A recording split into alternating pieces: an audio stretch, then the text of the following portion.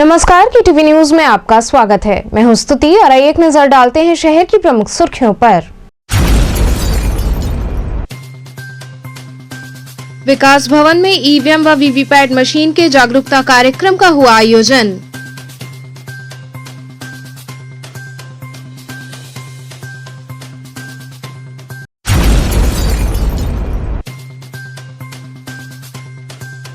चेतगंज आयकर भवन में नवनिर्मित भवन का हुआ उद्घाटन।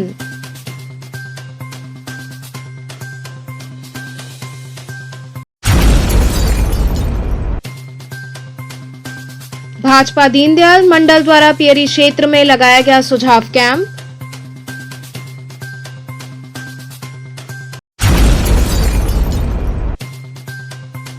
और राजेंद्र प्रसाद घाट पर चल रही 10 दिवसीय भजन संध्या का हुआ समापन। और अब खबरें विस्तार से।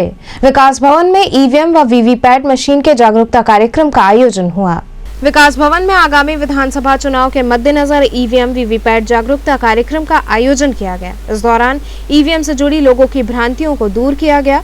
इस मौके पर ट्रेनर राकेश कुमार ने बताया कि ईवीएम को लेकर लोगों में तरह तरह की भ्रांतियां थी। इलेक्शन कमीशन इस बार वीवीपैट मशीन का उपयोग कर रही है, जिसमें मतदाता जिसे भी वोट देगा उसका चुनाव चिन्ह सामने लगी स्क्रीन पर 7 सेकेंड तक दिखाई देगा, जिससे ये सुनिश्चित हो जाएगा कि जिसको वोट दिया गया है वोट उसी को गया है। हम यहाँ पर जो है जागरूकता अभियान हमारा ईवीएम का चल रहा है और इस जागरूकता में हम लोग ये बता रहे हैं कि जैसे बहुत सारे इस समाज में मतलब ये फैला हुआ है कि हमने किसी को वोट दिया किसी को जाता है। तो पहले क्या थी कि हमारे यहाँ जो ईवीएम का जो परिभाषा था सिर्फ बहुत सारे जगहों पे कंट्रोल यूनिट और बैलेट यूनिट 2 केवल लगा करता था। तो वहाँ पर जो भी हमारी पब्लिक जाती थी वोट देने के लिए वो अपने प्रत्याशी के सामने वाले बटन को दबाती थी, तो उसके सामने जो लाल बत्ती थी जलती थी और जो पीप की आवाज आती थी उस आवाज को सुनकर के वो सोचती थी कि हमारे जिस प्रत्याशी को हमने वोट डाला है उसको पड़ गया। फिर उसमें कई तरह की भ्रांतियां होने लगी कि हमने डाला है 1 नंबर पे जा रहा है 2 नंबर पे 3 नंबर पे। तो उस भ्रांति को समाप्त करने के लिए इस बार इलेक्शन कमीशन ने जो है वीवीपैट मशीन का जो है उपयोग कर रही है हर एक बूथ पर। तो इस वीवीपैट में एक स्क्रीन होती है, जिस स्क्रीन पर जब कोई वोटर अपना वोट प्रत्याशी को डालता है तो उसका जो चुनाव निशान है वो 7 सेकेंड तक जो है उस स्क्रीन पर जो है दिखाई पड़ता है। तो जिससे कि वोटर ये कंफर्म हो जाएगा कि हमने जिस प्रत्याशी को वोट डाला है उसी प्रत्याशी को वोट पड़ा है। तो कैसे जो है पब्लिक की जो भावना खाली हुई है कैसे आप लोग दूर कर पा रहे हैं इस जागरूकता के माध्यम से? नहीं, इस जागरूकता के माध्यम से जैसे आते हैं 2 लोग 3 लोग, तो चूंकि वहां पर क्या है कि वोटिंग कंपार्टमेंट में सिर्फ एक ही व्यक्ति जाकर के वोट डालता है।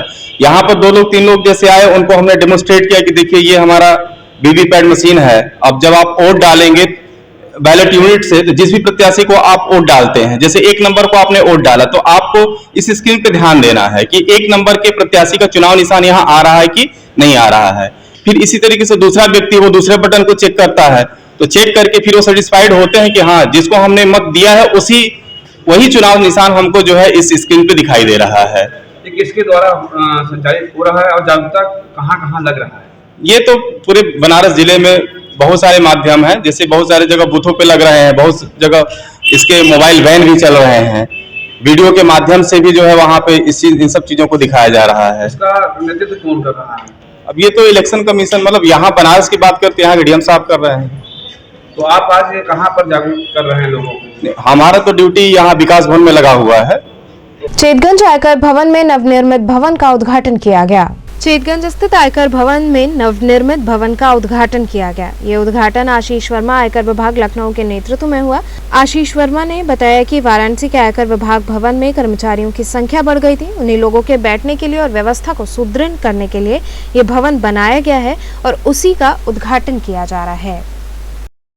जी, आज के कार्यक्रम का क्या उद्देश्य था? इसका कार्यक्रम का उद्देश्य तो मेनली था जो आयकर भवन अनेक्सी बना है उसका उद्घाटन समारोह है। यहाँ पर अधिकारियों और कर्मचारियों की संख्या बढ़ गई थी क्योंकि काम बढ़ा है वाराणसी में, तो इसलिए नए भवन की जरूरत पड़ी और ये 3 साल में बन के तैयार हुआ। 18 में बनना शुरू हुआ और 21 में बना है और अभी उसका उद्घाटन हुआ। और इसके बाद यहाँ पर जो अधिकारियों को बैठने की दिक्कत हो रही थी वो इधर शिफ्ट करेंगे तो आराम से बैठ के काम कर पाएंगे। जिससे कि टैक्स संग्रहण में और भी सुविधा हो। और जैसा मैंने बताया कि यूपी में अब टैक्स कलेक्शन बढ़ रहा है और टैक्स कलेक्शन बढ़ने के कारण नए नए भवनों की जरूरत पड़ रही है, क्योंकि अधिकारियों की संख्या बढ़ रही है। तो ये इस भवन के बनने से बनारस में टैक्स कलेक्शन में सुविधा होगी और आयकर दाताओं को भी सुविधा होगी। लिफ्ट यहाँ बन गया, उनको ऊपर जाने में सुविधा होगी, उनको बैठने के लिए लॉन्जेस बने हैं, वहाँ वो बैठकर वेट कर सकते हैं। भाजपा दीनदयाल मंडल द्वारा पियरी क्षेत्र में सुझाव कैंप लगाया गया। भारतीय जनता पार्टी पंडित दीनदयाल उपाध्याय मंडल की ओर से 3 दिवसीय कैंप पियरी क्षेत्र में लगाया गया, जिसमें जनता के सुझाव लिए जा रहे हैं। इस कैंप में पोस्टकार्ड पर लिखकर पत्र पेटिका में जनता को अपना सुझाव यूपी को नंबर 1 पर बनाने के लिए डालना है, जिससे उत्तर प्रदेश उत्तम प्रदेश बनाया जा सके। ये पेटिका संबंधित अधिकारियों के माध्यम से मुख्यमंत्री को सौंपी जाएगी। कैंप में प्रमुख रूप से गोपाल गुप्ता, गिरीश चंद्र श्रीवास्तव सहित अन्य कार्यकर्ता उपस्थित रहे। गिरीश जी, आज किस तरह का ये योजना आप लोग चला रहे हैं अभियान? हम लोगों की योजना जो है ये यूपी को नंबर 1 बनाने के लिए इस पत्र के माध्यम से हम लोग ये तक पब्लिक से जानना चाहते हैं क्या विकास हुआ है, उसमें क्या कोई काम अनकम्प्लीट है या कुछ और होना चाहिए। कब तक चलेगा ये अभियान 3 दिन चलेगा।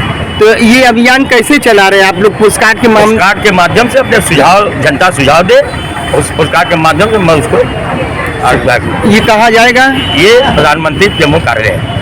तो क्या कार्रवाई होगा इसके जाने के बाद? कार्रवाई बिल्कुल होगा, जो सुझाव है उसको बिल्कुल माना जाएगा। विनायक जी, किस तरह का ये योजना है, कार्यक्रम चल रहा है? ये एक्चुअली सरकार, उत्तर प्रदेश सरकार का आयोजन है कि यूपी को नंबर 1 बनाने के लिए। अभी तक पार्टियां अपने तरफ से कोई भी कार्यक्रम देती थी, इसमें जनता की तरफ से सुझाव मांगे गए हैं कि क्या आपको दिक्कतें हैं, क्या परेशानियां हैं और किस तरह से उसमें सुधार किया जा सकता है। जनता ही कारण भी बताए, उसके निवारण का तरीका भी बताए। जब इन दोनों चीज़ों को लेकर के पार्टी के पास जाएगा तो पार्टी उसको एनालिसिस करके फिर अपने आने वाले समय में चुनाव घोषणा पत्र में उसको लेकर के आने का विचार है कि उसको जनता के ऊपर जनता का ही सुशासन किया जाए। तो कितने दिनों तक चलेगा ये अभियान? ये अभियान 3 दिन का अभियान है। ये कल दिनांक 21 तारीख से शुरू हुआ है और 23 तारीख तक चलना है इसको। राजेंद्र प्रसाद घाट पर चल रही 10 दिवसीय भजन संध्या का समापन हुआ। धर्मार्थ कार्य विभाग उत्तर प्रदेश सरकार की ओर से श्री काशी विश्वनाथ धाम यात्रा के अंतर्गत संस्कृति मंत्रालय, जिला प्रशासन वाराणसी के सहयोग से उत्तर प्रदेश संस्कृति विभाग द्वारा आयोजित 10 दिवसीय भजन संध्या का समापन समारोह डॉक्टर राजेंद्र प्रसाद घाट पर श्रोताओं की भीड़ के बीच आयोजित रहा। बनारस घराने की गायकी विधा के कलाकार पंडित देवाशीष डे के भजन गायन से कार्यक्रम का आरंभ हुआ। कार्यक्रम की अगली कड़ी में लखनऊ से काशी आई विभू वाजपेयी ने अपने साथी कलाकारों के साथ मैं काशी हूँ नृत्य नाटिका की प्रस्तुति भरतनाट्यम नृत्य शैली में की। समापन समारोह की अंतिम प्रस्तुति के लिए बॉलीवुड की मशहूर पार्श्व गायिका कविता सेठ ने मंच संभाला। उन्होंने कई भजन सुनाए, साथ ही कई फिल्मी गीतों की भी प्रस्तुति की। कार्यक्रम का संचालन एवं संपादन सौरभ चक्रवर्ती ने किया। कलाकारों का स्वागत डॉक्टर लवकुश द्विवेदी एवं डॉक्टर सुभाष चंद्र यादव ने किया।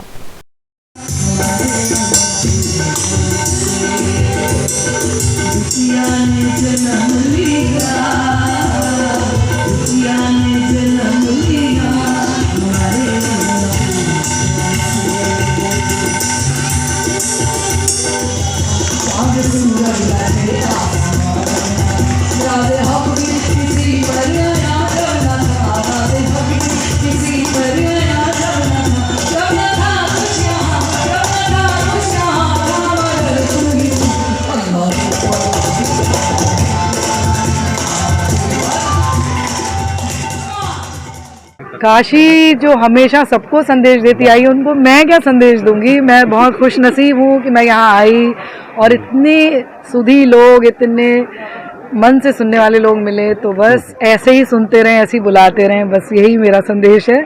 और ऐसे ही संगीत बरसता रहे यहाँ पर। अभी प्रधानमंत्री जी ने काशी विश्वनाथ धाम का लोकार्पण किया, जी, क्या कहना चाहेंगे, कैसा लग रहा है आपको? बहुत अच्छा, इतना आनंद आया है मंदिर जाकर के।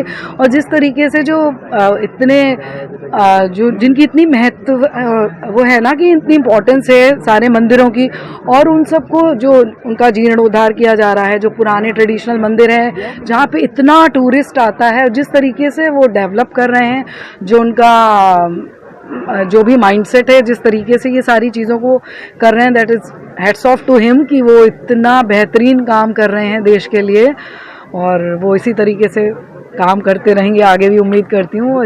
जितने भी मंदिर हैं और उन सब का भी अच्छा होगा, I think. The central bar association के होने वाले चुनाव की तैयारियां पूर्ण की जा रही हैं। द सेंट्रल बार एसोसिएशन का चुनाव गुरुवार को होना है। उसी क्रम में सेंट्रल बार में तैयारियां पूर्ण की जा रही हैं। सुबह 10 बजे से शाम 4 बजे तक मतदान पड़ेंगे। वहीं मतों की गणना शुक्रवार को सुबह 8 बजे से की जाएगी। अधिवक्ताओं के कल्याण हेतु जो छोटी छोटी समस्याएं हैं, अधिवक्ता हित में जो भी संभव होगा हम करने का प्रयास करेंगे, और अधिवक्ता भाइयों के सहयोग से। कोषाध्यक्ष का पद जो है उसका कार्य क्या है? कोषाध्यक्ष का कार्य जो है कोष से संबंधित है। जो भी कोष होता है, जो भी ट्रांजैक्शन होता है, उसका कोषाध्यक्ष का हस्ताक्षर होता है, और अध्यक्ष महामंत्री जी उसके निर्देशन में काम करते हैं। और क्या अभी नहीं हुआ है जो पिछला जो अध्यक्ष और इन लोग थे कार्यकारिणी में, इस बार जो आप कुछ नया करने की सोचा गया अधिवक्ता बंधुओं के सहयोग से, सम्मानित अधिवक्ता बंधुओं के सहयोग से हम कोशिश करेंगे सम्मिलित प्रयासों से कि कोष हो और अधिवक्ताओं के हित में जो भी संभव आर्थिक रूप से सहयोग प्रदान किया जाए। विशाल भारत संस्थान व मुस्लिम महिला फाउंडेशन द्वारा राष्ट्रीय विमर्श आयोजित किया गया। वेदों और भारतीय शास्त्रों में हमारे देश के ऋषि मुनियों ने भारतीय देशी गायों के गुणों का बखान किया है, और आज वैज्ञानिक युग में भारतीय देशी गायों पर शोध हो रहा है। गाय के स्पर्श मात्र से कई बीमारियों से मुक्ति मिल जाती है। भारतीय समाज प्राचीन काल से ही गाय को अपनी मां मानता है। इसकी वजह यही रही है कि गाय अपने पालने वालों का हमेशा ध्यान रखती है। गाय को जब व्यापार का साधन बनाया गया तो देशी गाय की जगह जर्सी गाय ने ले ली, और जनता देशी गाय के औषधीय युक्त दूध से अलग होती चली गई। ये विचार विशाल भारत संस्थान एवं मुस्लिम महिला फाउंडेशन के संयुक्त तत्वाधान में लम्हे के सुभाष भवन में आयोजित भारतीय देशी गाय एक वैश्विक आवश्यकता विषयक राष्ट्रीय विमर्श में वक्ताओं ने व्यक्त की।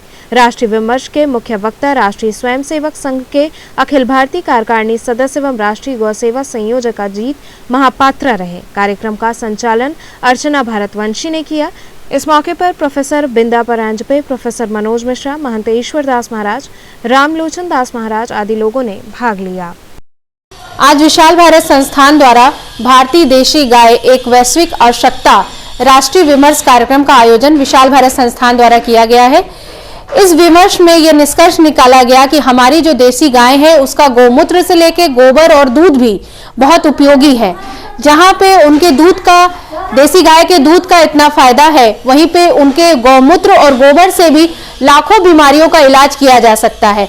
आज हमारी इस राष्ट्रीय विमर्श में हमारे मुख्य वक्ता अखिल भारतीय राष्ट्रीय कार्यकारिणी सदस्य राष्ट्रीय स्वयंसेवक संघ श्री अजीत महापात्र जी ने देसी गाय की बहुत सारी खूबियों को सभी को बताया, और गोबर से लेके गौमूत्र से बनने वाले अनेक लाभकारी चीजों के बारे में बताया। किस तरह से मोबाइल के रेडिएशन से बचा जा सकता है गोबर का प्रयोग करके, और किस तरह से महिलाओं के रोगों से का इलाज कराया जा सकता है गौमूत्र के द्वारा। किस तरह से जो किसान भाई बहन है वो अपनी खेती, अपने खेत को खुशहाल बना सकते हैं गौमूत्र और गोबर के द्वारा। ये सारी चीजों का विमर्श आज इस राष्ट्रीय संगोष्ठी में किया गया है।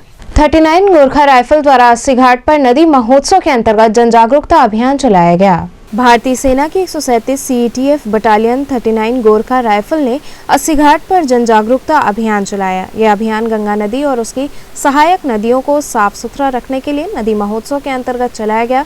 नदी महोत्सव जन जागरूकता अभियान में मां गंगा को साफ रखने के सुझाव और उनकी सहायक नदियों को साफ रखने के बारे में बताया गया। गंगा टास्क फोर्स के सूबेदार महेंद्र यादव ने बताया कि हमें मां गंगा का महत्व समझना है और हमें मां गंगा का औचित्य बनाए रखने के लिए उन्हें हमेशा साफ सुथरा रखना है। इस दौरान सभी लोगों को शपथ दिलाकर कार्यक्रम का समापन किया गया।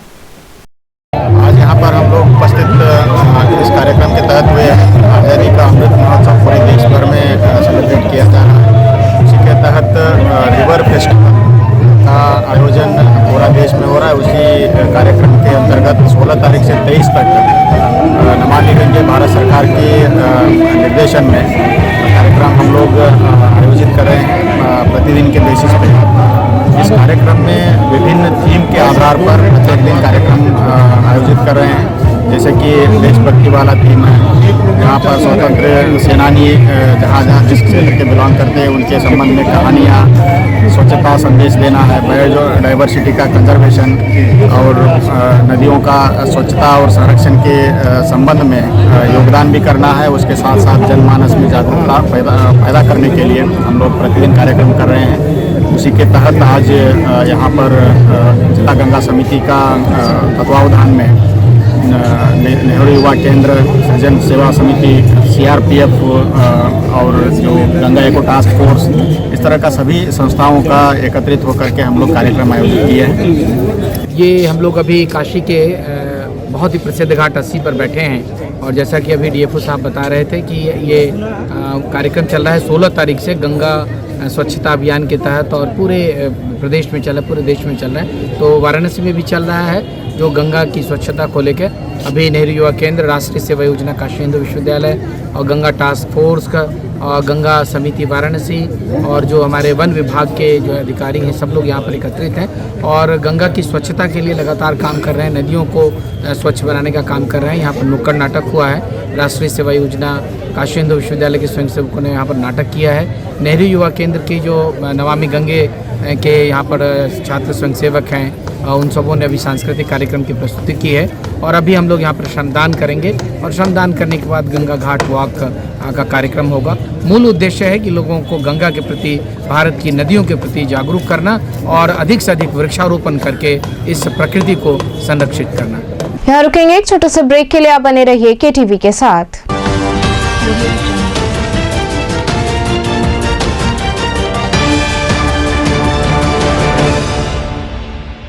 खबरों से जुड़े रहने के लिए हमारे चैनल KTV वाराणसी को सब्सक्राइब करें और लेटेस्ट अपडेट्स के लिए बेल आइकन को प्रेस करें।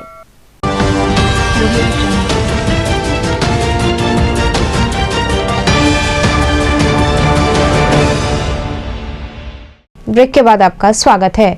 खोजवा स्थित एक बाइक रिपेयरिंग सर्विस सेंटर में आग लग गई। किरैया रोड खोजवा स्थित एक बाइक रिपेयरिंग सर्विस सेंटर में आग लग गई। इस बाबत प्रकाश चंद्र विश्वकर्मा ने बताया कि घर में ही दुकान है जो कि जलकर पूरी तरह खाक हो गई है। उन्होंने बताया कि रात में अचानक धुआं होने लगा जिससे घुटन महसूस होने लगी। घर से बाहर निकलकर देखा तो दुकान में आग लग गई थी। आग लगने की सूचना तुरंत फायर ब्रिगेड को दी गई। फोन करने के 45 मिनट बाद फायर ब्रिगेड की टीम आई, तब तक सारा सामान जलकर राख हो चुका था। खाली समझ के शरीर बचा है, इसके अलावा तन ढकने के लिए कपड़ा तक नहीं बचा है। पूरा मकान, घर दुआर सब सामान। ये आग कब लगा था? 3 बजे के बाद का लगा है। रात्रि में 3 बजे? हाँ, रात्रि में 3-3:30 बजे के लगा। आपको पता कैसे चला है? हमारा पता चला है जब वो बच्चा, छोटा बच्चा है, वो रोने लगा तो उसी को लेके आए तो दिखाई नहीं दे रहा, धुआं पूरा कमरा घर है। इसी तरह से बगल वाले कमरे से, घर में से घुस करके तो हम लोग बाहर निकले। मौके पर आप कहाँ पर थे? मौके पर सोए थे सब लोग। सब कुछ हो रहा है उसी मकान में? अपने मकान में सोए थे। अच्छा, ठीक। कोई उससे कोई नुकसान, कोई जला वाला नहीं ना है? कोई जला नहीं है, थोड़ा सा हाथ पैर जला है। हमारा छोटा लड़का का पैर और जल गया है थोड़ा। वाराणसी की बेटी मंजूषा पांडे को मिस वाराणसी यूपी का खिताब मिला। जयपुर के एक 5 सितारा होटल में ब्यूटी कॉन्टेस्ट में वाराणसी की मंजूषा पांडे को मिस वाराणसी यूपी का ताज मिला। प्रतियोगिता में 500 प्रतिभागियों में से चुनाव कर मंजूषा को जीत और ताज मिला। मंजूषा इससे बहुत खुश हैं और आगे भी बढ़ना चाहती हैं। मंजूषा अभिनय के क्षेत्र में भी काम कर चुकी हैं। कई नाटकों में मुख्य भूमिका में बेहतरीन अभिनय कर चुकी हैं। ये शिक्षा के क्षेत्र में भी परास्नातक में 2 गोल्ड मेडल पा चुकी हैं एवं अच्छी नृत्यांगना भी हैं। इनके पिता का नाम मंजुल पांडे है जो एक विद्यालय के उपप्रबंधक हैं। वहीं माता कंचन पांडे भी शिक्षिका हैं। मंजूषा जी किस तरह का अवार्ड पाई है, कितनी खुशी है आपको, कहाँ मिला ये अवार्ड? खुशी तो बहुत ज़्यादा है। ये जयपुर में इवेंट हुआ था, फॉरएवर का ब्यूटी पेजेंट था जिसमें देश भर से 500 से भी ज़्यादा लड़कियों ने प्रतिभाग किया था और लास्ट तक 500 छट्टे हुई थी। तो ये मुझे Varanasi UP, miss Varanasi UP का ये अवार्ड मिला है और बहुत ज़्यादा मैं खुश हूँ। क्या कहना चाहेंगी, काशी की बेटी आपको अवार्ड मिला, आगे क्या योजना होगा काशी का नाम रोशन करने के लिए? अब काशी का नाम अगर मेरी वजह से और ज्यादा रोशन हो, क्योंकि ऑलरेडी काशी का अपनी ही एक अलग पहचान है, संस्कृति है, धरोहर है, तो बस इसी को लेके आगे बढ़ना है। केवल देश ही नहीं, पूरे विश्व में इसका नाम करने की मेरी पूरी उम्मीद रहेगी। रामनगर तपोवन में प्रज्ञा पुराण कथा का आयोजन हुआ।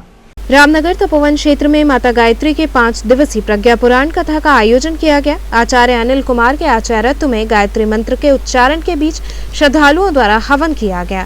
तत्पश्चात कथा का व्याख्यान आचार्य अनिल कुमार के द्वारा हुआ। कथा की समाप्ति पर भक्तों में प्रसाद का वितरण किया गया। कितनी दिन की ये प्रज्ञा पुराण कथा है गायत्री माता की? 5 दिन की है। 5 दिन की। तो इसके अलावा कहीं और होगा इसके बाद? हाँ, तो श्रृंखला है ना, चलते रहता है नगर ये नगर, बहुत श्रृंखला है। इस नगर से उस नगर करना तो छोटे छोटे स्तर पर हर गांव में है, हर घर में है। हर घर में गायत्री और यज्ञ को फैलाना है, पहुँचाना है, क्योंकि भारतीय संस्कृति के 2 निर्माता है, यज्ञ और गायत्री। इसलिए यज्ञ और गायत्री को पुनः भारत को अगर जगत गुरु बनाना है तो फिर से घर घर में गायत्री और यज्ञ को पहुँचाना है। यहाँ कितने दिन से चल रही है ये कथा? आज दूसरा दिन है। आज दूसरा दिन। जी, शाम में कथा होती है और दिन में यज्ञ होती है। कल संस्कार भी है, सभी संस्कार कराए जाएंगे। संस्कार जो हमारे विलुप्त हो रहे हैं, संस्कार देखने को नहीं मिल रहे हैं। शास्त्रों में संस्कार तो भरे पड़े हैं और गुरुदेव को यह यज्ञ कराने का उद्देश्य ये नहीं है कि हमको यज्ञ कराना और मंत्र बोलना ही केवल। घर घर में संस्कारों का फिर से प्रचलन प्रारंभ हो जाए, ताकि यह देश जो है सोने की चिड़िया फिर से बन जाए, चक्रवर्ती सम्राट बन जाए। और इसी की परिकल्पना की गई है और उसी के संदर्भ में एक आयोजन जो है घर घर में, गाँव गाँव में, नगर नगर में, यूँ कहे देश के बाहर भी, विदेशों में भी कार्य संपन्न हो रहे हैं।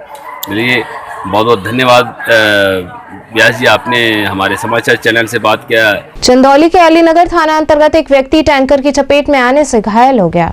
चंदौली अलीनगर थाना के समीप एक व्यक्ति टैंकर की चपेट में आने से घायल हो गया, जिसे चंदौली जनपद के जिला अस्पताल में भर्ती कराया गया है। बताया जा रहा है कि गोपालपुर निवासी 35 वर्षीय बबलू नामक व्यक्ति किसी काम से अलीनगर जा रहा था। इस बीच तेज रफ्तार टैंकर की चपेट में आने से घायल हो गया। वहीं घायल व्यक्ति का इलाज चल रहा है। उड़ीसा से भटकते हुए काशी पहुंचे 107 वर्ष के बुजुर्ग को उनके परिजनों से मिलाया गया। कहते हैं जिसका कोई नहीं उसका ऊपर वाला होता है। जी हाँ, हम बात कर रहे हैं अमन कबीर की। दरअसल कल्लू प्रसाद जो उड़ीसा के रहने वाले हैं, पिछले 1 हफ्ते से लापता हो गए थे। वो भटकते भटकते बनारस आ पहुंचे। वहीं समाजसेवी विनय पांडे जब कबीर चौरा पहुंचे तो उनकी नज़र 107 साल के वृद्ध पर पड़ी। बताया जा रहा है कि 1 हफ्ता पहले अपने घर से ये वृद्ध देवरिया अपनी पुत्री से मिलने निकले थे, लेकिन वो भटकते भटकते वाराणसी आ पहुंचे। वहीं समाजसेवी विनय पांडे ने अमन कबीर से संपर्क किया और अमन कबीर ने उनकी फोटो सोशल मीडिया पर डाली। तब कहीं से उनके परिजनों को पता चला तो वो बनारस आए और अमन कबीर से संपर्क किया। वहीं उनकी पुत्री ने कहा कि ये सब ऊपर वाले की कृपा है कि आज हमारे पिता मिल गए हैं। उन्होंने अमन कबीर व विनय पांडे को भी धन्यवाद दिया। अमन जी, क्या है पूरा मामला? मामला ये है कि एक दादाजी जिनकी उम्र 107 वर्ष लगभग था, वो उड़ीसा से निकले थे देवरिया के लिए, लेकिन वो कहीं ट्रेन में भटक गए और यहाँ पे भर्ती थे। और उसके बाद ये रोड पे गए और फिर रोड पे आने के बाद हमारे फिर भर्ती हुए।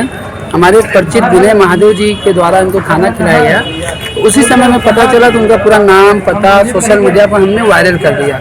और वायरल करने का ये नतीजा हुआ कि 24 घंटा में नहीं बीता, उनके घर वाले आए और ले गए। धन्यवाद उन लोगों का जिन लोगों ने उनके परिवार वालों को मिलाने में हमारी विशेष मदद की। क्या कर रहे वाले? देवरिया के। तो कहाँ से ये आए? उड़ीसा से आए थे बाबू। उड़ीसा रहते लोग? हाँ, उड़ीसा ही रहते रहना हुआ। तो आप कहाँ लगल? हम उनकर बड़ बेटी हैं बेटा। हाँ, तो कैसे निकल गए? अरे वैसे ही अब कैसे बूढ़ पुरानी जानते बड़ा बेटा, बार बार हमने के बनारस से सोमार के जो के चल गए निजा बेटा। घरे के रहे? हाँ, घरे इनकर एगो बेटा रहेला बाहर ने कमाला मिस्त्री के काम करेला, बहू रहेली सुबह उठ के निकल गई ने दुकान। तो कैसे इनसे कैसे मिल रहे? आप लोग संपर्क कैनी है, सब तो मिलल, आप लोग के दया से मिलना हुआ। हमके बनारस से टीशन से खोज के चल गए निजा बेटा अपनी घर देवरिया सदर, जमुना सदर। हाँ, पठान बन कहाँ? पठान बन उड़ीसा में बा। अच्छा, हम देवरिया नहीं वो पठान बन जैसे ना हो जा बन कहना सन झोपड़िया नहीं घरवा को रहला हाँ बेटा बहुत खुश बानी और बाबू। श्री साधु बेला आश्रम से कलश शोभा यात्रा निकालकर भागवत कथा का शुभारंभ हुआ।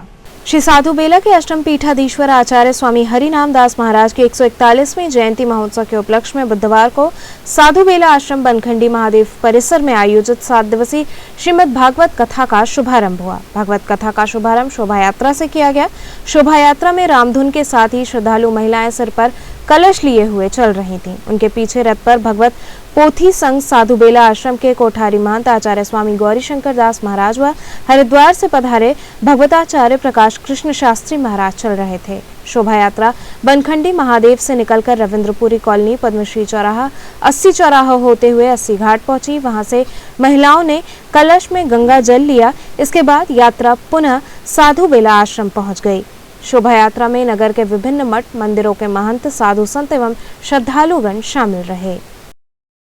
आगामी क्रिसमस पर्व के मद्देनजर कैंटोनमेंट स्थित चर्च में प्रेस वार्ता आयोजित हुई। कैंटोनमेंट स्थित चर्च के फादर ने पत्रकारों से रूबरू होते हुए बताया कि क्रिसमस पर्व के अवसर पर इस वर्ष कोविड को ध्यान में रखते हुए केवल धार्मिक आयोजन ही किए जाएंगे, जिसमें प्रार्थना, प्रसाद वितरण इत्यादि सम्मिलित होगा। इसके अलावा किसी भी प्रकार के मेले का आयोजन नहीं किया जा रहा है, जिससे बहुत अधिक संख्या में होने वाली भीड़ को रोका जा सकेगा। धार्मिक कार्यक्रम चलेंगे, जो भी प्रार्थना पूजा जो है वो चलेगा और दर्शन, आशीर्वाद और प्रसाद की व्यवस्था, जितने भी मतलब आध्यात्मिकता से जुड़ा हुआ, और हमने मतलब जानकर और मतलब डिस्कशन कर सबका राय लेकर जो भी इस तरह ऐसे मतलब कार्य ना हो जो कि अधिक संख्या में बहुत ज़्यादा मात्रा में लोगों को एकत्रित करें और वो लाइफ स्टॉक बन जाए, तो उसको अवॉइड किया है। और जिससे कि फ्री ग्राउंड रहेगा, लोग आते जाते रहेंगे और दर्शन लेते रहेंगे, मिलते रहेंगे और विश करते रहेंगे, खुशी बांटते रहेंगे। अभी धर्म की बात आपने किया है, प्रधानमंत्री मोदी ने भी काशी विश्वनाथ धाम का लोकार्पण किया, तो धर्म के पूरे आध्यात्मिक धर्ममय हो गई है, इस बारे में आप क्या कहना चाहेंगे? नहीं, हमारा देश जो है ये धार्मिक देश है। हमारा काशी नगर जो है आध्यात्मिक नगर है। आध्यात्मिकता चाहिए भाई, आप किसी भी मतलब मार्ग को अपनाइए, आध्यात्मिकता चाहिए। सिख को आध्यात्मिकता चाहिए और हिंदू को आध्यात्मिकता चाहिए, मुसलमान को आध्यात्मिकता चाहिए, हमें भी आध्यात्मिकता चाहिए, और जैन को भी, बुद्ध को भी, सब किसी को आध्यात्मिकता चाहिए। सबको अपना प्राविधान और व्यवस्था करने का अधिकार है, करना भी चाहिए, और ये आध्यात्मिकता की ओर चले, है ना, आंतरिक आध्यात्मिकता की ओर चले, यही हमारी इच्छा है। और मतलब विश्वनाथ बाबा और कोई इधर उधर जाने नहीं देंगे, वो मार्गदर्शन सही करेंगे। मऊ के मधुबन विधानसभा सीट पर भाजपा से भरत ने जीत का दावा किया। उत्तर प्रदेश विधानसभा चुनाव को लेकर सरगर्मियां तेज हो चली हैं। वहीं अपने अपने जीत के दावे के साथ ही प्रत्याशी अभी से चुनाव प्रचार में लग गए हैं। वहीं मऊ के मधुबन विधानसभा से भाजपा से टिकट मांग रहे भरत ने भी नया कीर्तिमान स्थापित करने का दावा किया है। भरत ने बताया कि भारतीय जनता पार्टी की कई दशकों से सेवा कर रहा हूं। अगर पार्टी इस बार मौका देती है तो मधुबन विधानसभा के विकास के साथ शिक्षा, स्वास्थ्य, घाघरा नदी के कटान को रोकने के लिए कार्य किया जाएगा। साथ ही मधुबन विधानसभा चुनाव में प्रचंड बहुमत के साथ कमल का फूल खिलाकर भाजपा के नेतृत्व का सम्मान किया जाएगा।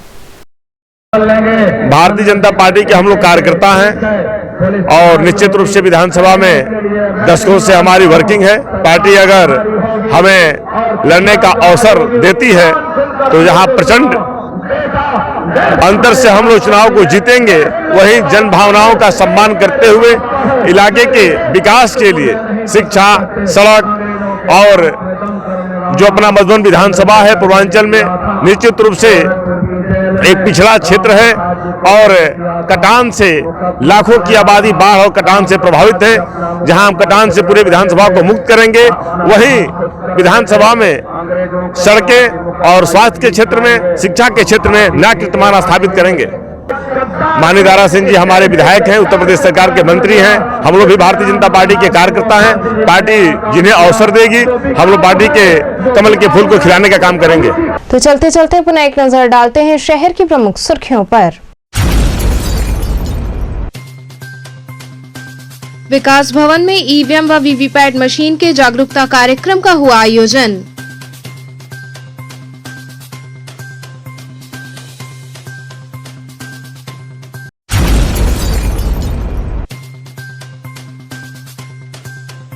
चेतगंज आयकर भवन में नवनिर्मित भवन का हुआ उद्घाटन।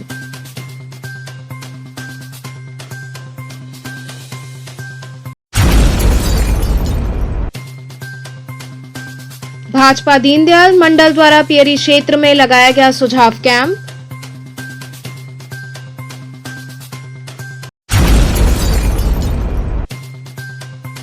और राजेंद्र प्रसाद घाट पर चल रही 10 दिवसीय भजन संध्या का हुआ समापन।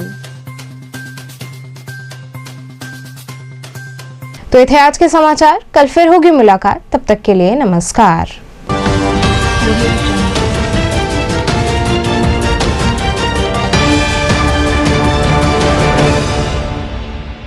खबरों से जुड़े रहने के लिए हमारे चैनल KTV वाराणसी को सब्सक्राइब करें और लेटेस्ट अपडेट्स के लिए बेल आइकन को प्रेस करें।